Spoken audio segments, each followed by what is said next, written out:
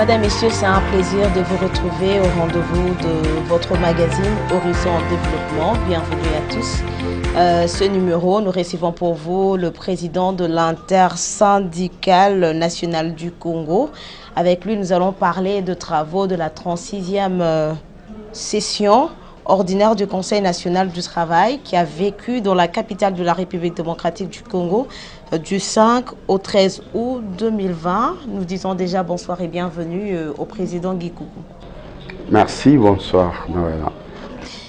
Je rappelle que les objectifs du développement durable, il y a un objectif, l'objectif 8, qui parle du travail décent et croissance économique d'ici 2030. Président, ça vous dit quelque chose? Tout à fait. C'est une des résolutions qui ont été prises par l'OIT, l'Organisation internationale du travail. Comme vous savez que le terme est en vogue, le travail décent, c'est-à-dire un travail qui n'est pas stressant, un travail qui nourrit son homme, un travail au service de l'économie nationale et mondiale, un travail aussi épanouissant pour les travailleurs. Donc c'est dans ce contexte-là qu'on parle de travail décent, parce que c'est un travail qui met l'homme à l'aise. Est-ce qu'on peut déjà parler d'un travail décent en République démocratique du Congo? Bon, non, en tout cas, honnêtement parlant, je dois reconnaître que nous n'en sommes pas encore là. Mais c'est un processus tout de même. Il faut commencer quelque part et surtout, il faut y travailler. Comme vous savez, pour tout développement, il faut commencer quelque part. Il faut travailler. Et aujourd'hui, c'est ça d'ailleurs les combats que nous menons. Il faut que le gouvernement comprenne que le développement, c'est un processus, mais le développement surtout a des acteurs. Et parmi les acteurs principaux, il y a un, les patronats, c'est-à-dire les employeurs, deux, les travailleurs. Parce qu'un pays est développé par le travail, et lorsqu'on parle de travail, il n'y a pas de travail sans travailleurs. Et celui qui donne le travail, c'est le patron. Et donc, la combinaison de ces facteurs, mais aussi il y a bien sûr le gouvernement qui, lui, doit être le facteur régulateur. Donc, aujourd'hui, si nous ne pouvons pas parler à proprement dit de travail décent, nous devons nous mettre d'accord que nous devons travailler dur pour que nous puissions y arriver.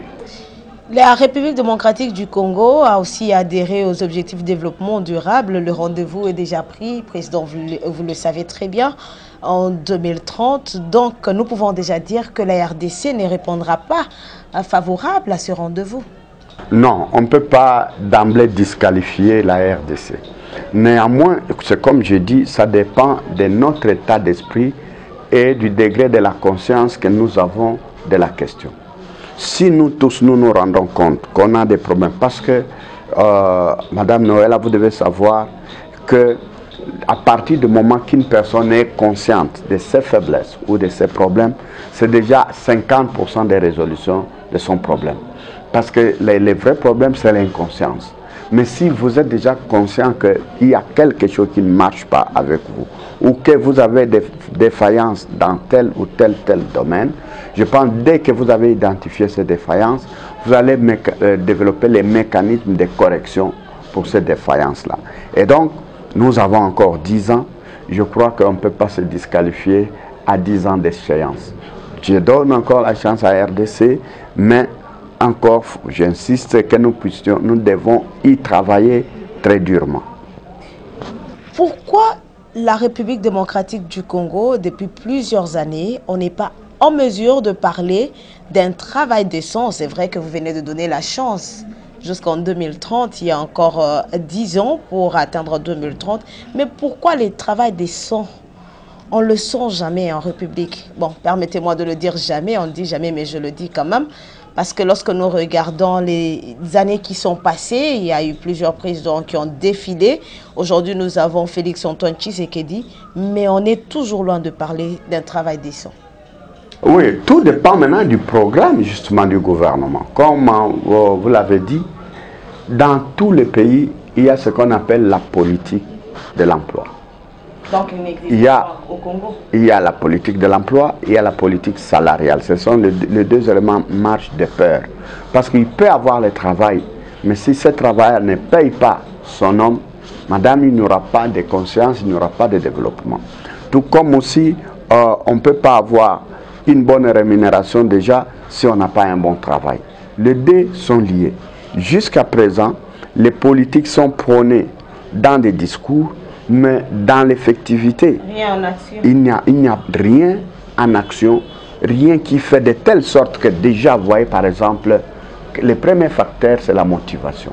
Pour que quelqu'un soit motivé, il faudra qu'il sache que j'ai fait ça, non seulement pour les patrons, mais aussi pour moi-même, parce que je serai payé. Et si le salaire qu'on vous paye est décourageant, vous voyez que vous n'allez pas vous y mettre, vous n'allez pas mettre tout votre cœur dans ce travail. Vous travaillerez peut-être par contrainte, mais vous ne serez pas très convaincu de ce travail-là parce qu'il ne vous nourrit pas. Vous ferez semblant de travailler, mais au fond, vous n'allez pas vous donner à 100%. De telle sorte que vous serez pressé à quitter ce travail et aller faire un petit extramuros, comme on dit, en dehors de ça, pour avoir peut-être essayé un peu de recoller les morceaux pour vivre au cours du mois. C'est ça qu'il faut éviter. Aujourd'hui, ces facteurs-là, c'est qu'il faut d'abord une motivation, c'est-à-dire une bonne politique salariale. Si on a une bonne politique salariale, ça va encourager les gens à travailler dur. Parce que je vous donne un exemple, quand vous allez au Japon, les gens n'aiment pas aller en congé. Parce que tout le monde sait que le travail, ça lui donne une rémunération. Et quand il a et d'ailleurs même vous là, si vous êtes à l'aise, vous avez une bonne rémunération à votre travail, madame, même si on dit que le travail se termine à 16 h, si vous n'avez pas fini, on ne va pas vous demander de rester. Vous allez y rester parce que vous savez que je dois terminer ce travail, parce qu'il y a des objectifs qu'on m'a fixés, et parce que si j'atteins ces objectifs, il y a une rémunération qui est due. Donc, tout est lié, l'un appelle l'autre. Donc, ce sont ces éléments-là qui manquent. Et pourquoi ça manque? Parce que nos politiciens sont égoïstes. Les gens qui sont au gouvernement, si vous voyez, pour être bien payés dans ces pays, il faut faire la politique. Les seuls métiers qui payent bien, où les gens sont à l'aise, c'est les métiers, les postes politiques. Président, vous avez traité les politiciens d'égoïstes. Qu'est-ce qui pouvait dire ça? Pourquoi vous pensez qu'ils sont égoïstes? Parce que, je donne par exemple le Parlement. Le Parlement est l'autorité budgétaire. L'autorité budgétaire, c'est lui qui fixe toutes les dépenses qu'on doit faire dans une nation. Et quand le budget est présenté, je pense si on avait des bons députés, qu'est-ce qui allait se passer? Les députés voient, ok, ça c'est le budget. On voit pour les institutions, on voit les dépenses. On voit aussi la rémunération des fonctionnaires. On dit, mais pour les fonctionnaires, qu'est-ce qui sera payé? Qu'est-ce qu'on avait payé l'année passée? Ou qu'est-ce qu'on avait payé il y a 2 ans, il y a 5 ans? S'ils voient que la rémunération n'a pas changé, le Parlement doit être en mesure de mettre et dire, non, ici vous devez augmenter. Parce que ça fait 5 ans que vous ne donnez rien. Ça fait 5 ans que vous n'augmentez pas. Cela ne se fait pas. Dans tous les budgets, je n'ai jamais entendu un débat au Parlement pour dire, pour la rémunération des fonctionnaires, on doit relever, on doit motiver. Par contre, les débats se passent, il faut augmenter la rémunération des parlementaires, il faut augmenter la rémunération peut-être des ministres et des autres membres dans les différentes institutions. Cela, je dis égoïsme parce que c'est eux qui exercent. Mais ceux qui ne peuvent pas être là, on prend la décision. Parce que la seule autorité budgétaire, je dis, c'est le Parlement. C'est le Parlement qui a toute la nation entière à main pour redistribuer, n'est-ce pas, le revenu. C'est le Parlement qui redistribue les revenus nationaux. Et lorsque le Parlement ne fait pas ce travail, je dis c'est l'égoïsme. Parce qu'ils pensent, ils sont seulement aux institutions, et parce qu'elles sont parmi les institutions, ils se répartissent. Donc c'est ça un peu qui me fait parler de l'égoïsme. Vous pensez qu'ils oublient la base, le peuple? Ils sont là pour leurs propres intérêts. Tout à fait. Ce n'est pas moi qui l'ai dit seul. Tout le monde l'a dit. Je pense quand tous les débats qui se passent dans toutes vos chaînes, madame, vous êtes d'accord avec moi, tout le monde arrive au seul constant qu'on ne s'occupe pas du peuple. Le peuple est léré, le peuple est trompé, le peuple est évoqué comme alibi.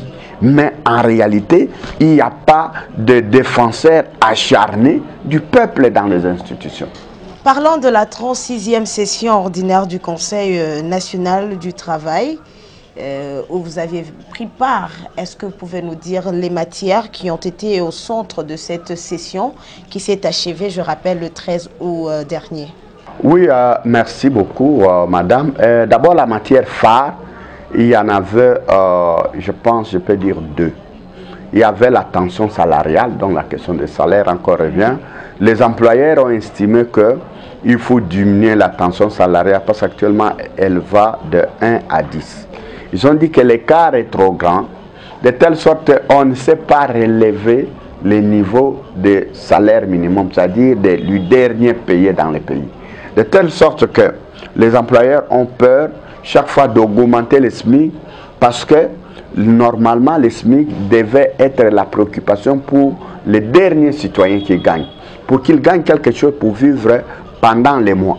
Mais on se rend compte que dans le système congolais, ça c'est l'argument des employeurs, on se rend compte que dans le système congolais, les SMIC, quand on les fixe, ceux qui gagnent, ce sont les cadres. Parce que si on dit par exemple c'est 50 $, celui-là a 50 $ par mois, mais x 10, c'est 500. Et vous voyez que celui qui a 500, ça représente quelque chose. Il peut vivre peut-être, mais celui qui est au début avec 50 $, il ne peut pas vivre, il ne peut pas payer la maison. Or, ils disent que nous sommes capables d'augmenter, mais à condition qu'on réduise cette tension. On perd à 1 à 4 ou à 1 à 5 ou à 6, de manière à ce que l'écart soit minime et quand on augmente, qu'il n'ait pas beaucoup de peur dans cela. Parce qu'ils se disent que la plupart des travailleurs sont vers les maîtrises et les cadres de direction. C'est-à-dire les effectifs sont plus grands vers les postes de commandement, vers les cadres, parce qu'il faut le dire aussi actuellement, la qualification est dans les entreprises, on trouve moins d'illettrés, de moins en moins des illettrés, et de plus en plus des intellectuels. Donc ça signifie que la portion du côté cadre a augmenté et c'est minorisé côté des manœuvres ordinaires. Donc vous voulez dire que l'avantage est plus du côté cadre? Tout à fait. Or souvent les cadres ont un petit salaire qui leur permet de bien vivre. C'est-à-dire sans même augmenter, il y a des gens qui avec 3 000 $, 5 000 $, ils peuvent déjà bien vivre. Mais les petits peuple là avec 50 $, il ne peut pas payer son loyer, il ne peut pas payer, il ne peut pas manger, et ainsi de suite. C'était ça. Alors, ils ont voulu réduire. Nous, les travailleurs, on a dit d'accord, mais avant de réduire, il faut qu'on refasse et la tension et refixer en même temps le SMIC. Parce que si on réduit sans retoucher au SMIC actuel, il y aura des conséquences pour les cadres, c'est-à-dire leur salaire va diminuer. C'est parce que j'ai parlé ici que si la tension est de 1 à 10, ça signifie que les salaires des cadres les plus élevés, c'est x 10. Voilà. Mais si on réduit x 5, ça signifie que comme maintenant il a x 10, si on revient à x 5, vous voyez, il aura perdu 5, voilà. Donc, on a fait les calculs, on dira non. Pour qu'ils ne sentent pas, ça signifie qu'il faut relever les SMIC. Et actuellement, il s'élève à combien? Actuellement, il est de 7 000 francs. Oui, 80 francs. Oui, non, 7 000 francs, 72 francs congolais par jour. Par jour. Alors, ça signifie que si on avait fait ça, si on avait réduit, il devait avoir réduction des salaires pour la catégorie des maîtrises et des cadres. Donc on a dit que ça serait une injustice. Il faut plutôt augmenter les salaires actuels, peut-être l'amener à 30 000 ou 20 000. Comme ça, quand on va multiplier x 5, il va réatteindre les niveaux actuels pour les cadres et ils ne sentiront pas cette perte. Alors on ne s'est pas entendu, cette question a été reportée pour une autre session. Une session qui interviendra peut-être avant la fin de cette année. Bon, on ne sait pas, ça dépend s'il y a une commission qu'on devra créer, tripartite, les employeurs, les syndicats et le gouvernement. S'ils travaillent d'arrache-pied, on pourra, parce que d'ici la fin de l'année, c'est possible qu'on ait une autre session. Donc si on termine bien avant, on peut encore réexaminer la question. Et le deuxième point? Le deuxième point, c'était le projet de décret portant création, organisation et fonctionnement du au cadre du dialogue social. Vous vous souvenez, le CPDS a été supprimé par Matata Ponyo, le cadre du dialogue social. Donc, et depuis 2012, l'intersyndical par votre serviteur a toujours fustigé ça et nous sommes dans les combats depuis ce temps-là. Finalement, aujourd'hui, le gouvernement et les employeurs ont accepté maintenant de relancer ce cadre. Il sera créé par un décret du Premier ministre. On ne va plus l'appeler CPDS, mais on va plutôt l'appeler HCDS, donc au cadre du dialogue social. Et comment est-ce que ça s'est passé alors qu'il n'y avait plus ce cadre-là, ce dialogue, ce cadre d'échange qui réunissait les trois parties pour échanger, si je ne me trompe pas, des problèmes qui touchent les travailleurs. Et pendant ce temps, depuis 2012, le cadre n'existait plus. Comment ça se faisait pour communiquer, pour qu'il y ait cette tripartite-là? Merci, je pense que vous êtes tellement très intelligente. Vous avez compris, rien ne s'est passé.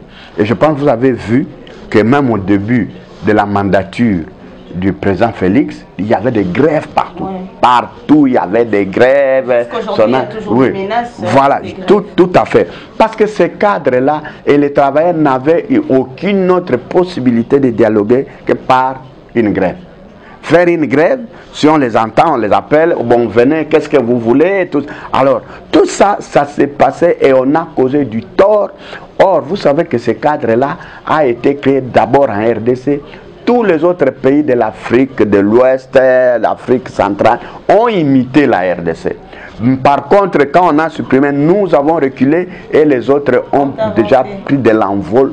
Ils sont déjà partis très loin dans le dialogue social, même le problème des salaires dont nous parlions. C'est dans ce cadre-là qu'on examine, qu'on discute, les fonctionnaires, les secteurs privés. Donc il n'y avait rien, aucun mécanisme pour prévenir les conflits, parce que c'est ça le rôle de cet organe-là, prévenir les conflits, discuter et proposer les mécanismes de solution aux institutions.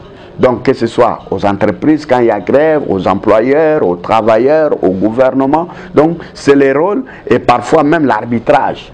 Hein? Essayer un peu de proposer des lois qu'il faut, les mécanismes qu'il faut, les mesures que le gouvernement doit prendre pour alléger et faciliter la situation, diminuer les tensions sociales dans les pays. Tout ça, ça doit être examiné à cela. Donc c'est ce que nous avons. Mais il y avait aussi l'OCC qui a introduit une série, je pense, de 15 arrêtés, projets d'arrêtés, parce que vous savez, l'OCC a été créé pour, n'est-ce pas, les contrôles, contrôler tout ce qui entre au Congo, mais aussi dans les domaines techniques, contrôler les machines comme les ascenseurs, les machines à chauffage, toutes les machines qui sont utilisées dans les entreprises. Les seuls organismes, disons, la seule institution qui doit contrôler ces machines pour éviter des accidents, des incendies, c'est l'OCC. Et malheureusement, certaines de ces lois-là ou décrets dataient de 1953, 54, 57, donc avant l'indépendance. Et comme vous savez, avec l'évolution technologique, il y a des machines qui n'existaient pas à cette époque, qu'on a inventées aujourd'hui, mais dans la loi, ces machines-là ne sont pas reconnues, ne sont pas prises en compte, ne sont pas citées. Voilà pourquoi il fallait réadapter. Et nous avons fait un très grand combat parce que les employeurs, particulièrement la FEC, voulaient compliquer. Nous, on a dit non, monsieur, franchement, ça, il ne faut pas, nous les travailleurs, on est toujours victimes des accidents de travail, par manque de contrôle des appareils qui vieillent de très longtemps, manque d'inspection du travail, ainsi de suite. Il faut, et finalement, les 15 arrêtés ont été adoptés. Président, vous êtes syndicaliste, vous avez souligné que la FEC ne voulait pas la révision de ces projets de loi ou de ces lois arrêtées pour l'OCC. Qu'est-ce qui cachait vraiment la position de la FEC alors que on a la nouvelle technologie? Normalement, dans des pays bien organisés, la technologie évolue, les lois aussi évoluent pour adapter selon les nouvelles technologies. Qu'est-ce qui cachait vraiment, qu'est-ce que voulait cacher la FEC en voulant être une barrière face à ce projet, ces 15 projets dont vous avez parlé de l'OCC? C'est disons les frais. Parce que quand l'OCC vient contrôler, il faut payer des frais techniques pour des appareils, parce que pour certains appareils, il faut acheter je dis, comme vous avez par exemple vu le cas de Corona ici, qui arrive, mais beaucoup de choses, des marchandises qui entrent, des situations, cet environnement-là, et tout ce qui entre l'OCC doit inspecter, doit vérifier si ce sont des produits de qualité conformes aux normes internationales, tout ça. Mais quand il fait ce travail, il faut taxer les clients. Alors, là, quand on veut, là où il faut dépenser même un frais, même si c'est normal, ils ont tendance, et c'est comme ça, ils ont tendance, non, on ne peut pas payer, non, parce qu'on ne voit pas clair, l'État d'ailleurs gère très mal ses ressources, tout ça. On dit oui, non, gérer très mal, c'est une chose. C'est une façon de freiner le développement. Oui, mais tout à fait, c'est une façon de freiner le développement, et nous avons exercé la pression. Cela a été fait avec le concours de la partie gouvernement et des autres membres du banc employeur, parce qu'il n'y avait pas que la FEC, il y a le COPMECO, il y a la NEP, il y a d'autres structures. Et finalement, que les débats étaient tellement roulés, je vous assure, ce n'était pas ton serviteur, votre serviteur a souffert parce que je suis l'interlocuteur direct de tous. C'était des débats pendant une semaine et demie. Ok. Nous poursuivons. Est-ce qu'il y a quand même aussi quelques points qui ont attiré l'attention de l'Assemblée? Tout à fait. Il y avait d'autres points, par exemple la prise en charge des allègements dans le secteur agro-pastoral. Vous vous souvenez, pour les SMIC ne s'appliquent pas jusqu'à présent dans le secteur agricole. Ça signifie que les travailleurs qui sont dans ce secteur attendent encore leur SMIC. Mais pourquoi on n'a pas appliqué? Parce que à l'époque, quand nous avions décidé en 2007, on a dit ça va s'appliquer une année après. Mais à condition, il y avait une condition, que l'État accorde des allègements, c'est-à-dire supprimer certaines taxes, donner certaines peut-être exonérations pour permettre, parce que vous savez, le secteur agricole, quand on plante par exemple dans une plantation, ça ne produit pas après une année, ça ne produit pas après 6 mois, ça prend un peu du temps. Et donc, il fallait que le gouvernement donne certaines facilités pour permettre aux employeurs de faire face à l'augmentation de la masse salariale qui a eu lieu. Et le gouvernement ne l'a pas fait malheureusement jusqu'à aujourd'hui. Qu'est-ce qui bloque? Mais je ne sais pas, je ne suis pas malheureusement membre du gouvernement. Peut-être que vous êtes syndicaliste, vous êtes tout le temps aux côtés du gouvernement. Non, malheureusement, mais je ne participe pas aux réunions du Conseil des ministres. Je ne sais pas pourquoi les ministres, parce que pour prendre de tels allègements, il faut le concours du ministre de l'Agriculture, le ministre du Budget, le ministre des Finances et le ministre du Travail. Donc chacun dans son secteur, parce que les finances, ça ne relève pas de l'agriculture. Et l'agriculture, c'est le secteur demandaire où il se pose le problème. Il est impliqué. Donc il y a à peu près 2 ou 3 ministères, 4 ministères qui sont concernés pour décider. Et ça, l'Assemblée a décidé que le gouvernement devait impérativement arriver à ça, parce que sinon, les autres, il n'y aura pas l'augmentation. Nous avions aussi parlé d'une loi sur l'IPR. Vous savez, à la fonction publique, vous avez suivi à un moment donné, ça a failli... L'impôt professionnel sur revenu, hein, je rappelle. Voilà. Ça a failli péter.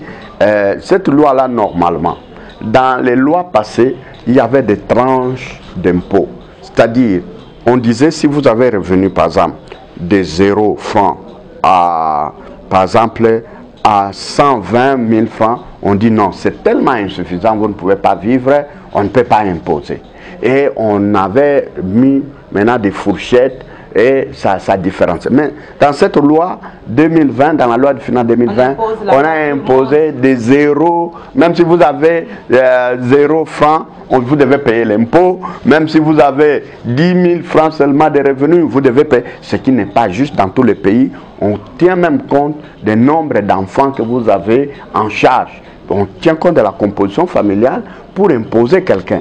Mais ici, on a fait un système aveugle où on taxe tout le monde sans exception, ce qui n'est pas juste. Parce que les revenus, l'impôt, c'est aussi un système de la redistribution des richesses. C'est-à-dire ceux qui ont plus doivent contribuer plus. Et ceux qui ont moins doivent bénéficier de la solidarité de ceux qui ont plus pour créer des équilibres sociaux, équilibres sociaux.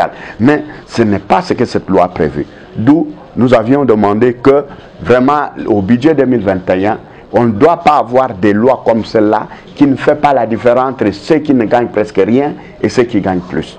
Il y avait aussi un autre problème, il y avait un arrêté interministériel qui permettait à l'inspection du travail de pouvoir taxer chaque fois que si vous avez un problème, votre employeur vous a roulé, vous a licencié injustement, vous allez là-bas, on vous demande que quand vous amenez les dossiers, vous payez une amende ou je ne sais pas, amende ou taxe ou impôt, 20, ça dépend, il y a un barème, $20, 50, 100 et puis 1000, donc ça va monter.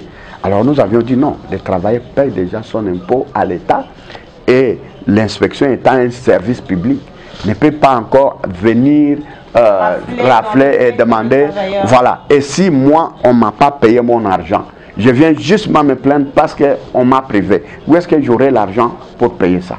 Donc, nous avions demandé que le gouvernement les prenne tous en charge. Ça, c'est pour les 5. Mais pour l'instant, on a augmenté. On a ouvert d'autres tribunaux. Mais on dit que le gouvernement n'a pas les budgets pour les prendre en charge. C'est que ces tribunaux-là ne savent pas fonctionner. Et ça signifie que les travailleurs, s'ils ont des problèmes, ne peuvent plus aller accusés. Parce que les tribunaux ordinaires sont dessaisis, n'ont plus la compétence de trancher sur les litiges de travail. Donc à ce moment-là, si même tu as un problème, tu ne peux pas aller accuser. C'est ça le vrai problème qui s'est posé et nous demandons à ce que les gouvernements les prennent en charge et puissent impliquer ça dans les budgets. C'est ça que je parlais avec vous ici, l'égoïsme au niveau du Parlement. On voit toute une institution qu'on met en place. On dit que pour cette institution, il n'y a pas d'argent. Mais, vous avez suivi il y a quelques mois, le Parlement a demandé qu'on ajoute $2000 à chaque député. Ils sont 500.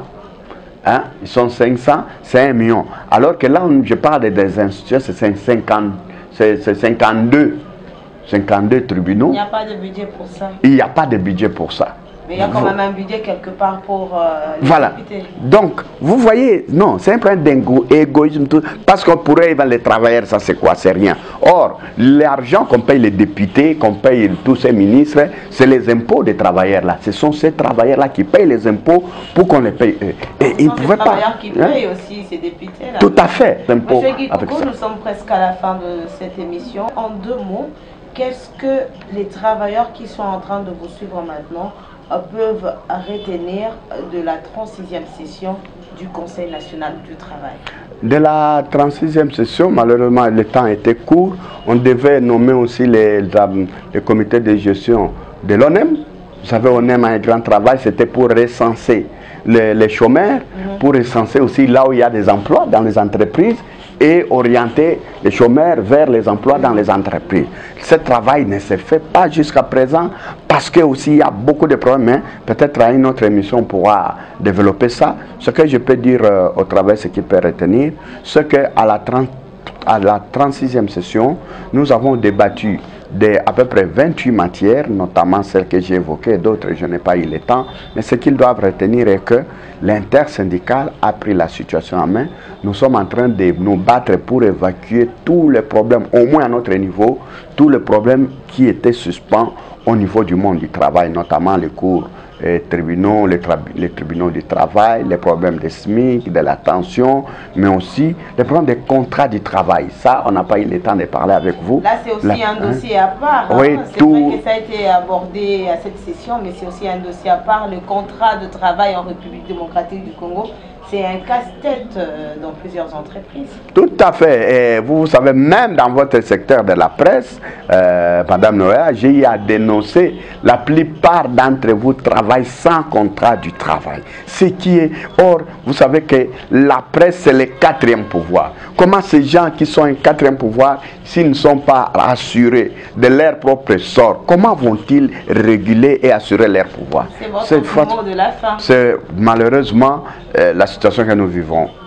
Merci, madame, monsieur. C'est bien la fin de ce numéro de votre magazine Horizon Développement. Horizon Développement qui a parlé d'un travail décent et de la 36e session du Conseil national du travail avec comme invité le président de la CDT, le président de l'intersyndicale aussi national du Congo, monsieur Guy Coucou. Merci à vous, madame, monsieur. Merci auprès de notre président, Chabané Rico. Merci à Marcelin Kiswaka, directeur du Congo Web, directeur général du Congo Web Télévision. Merci aussi au directeur de programme, Maurice Gigando.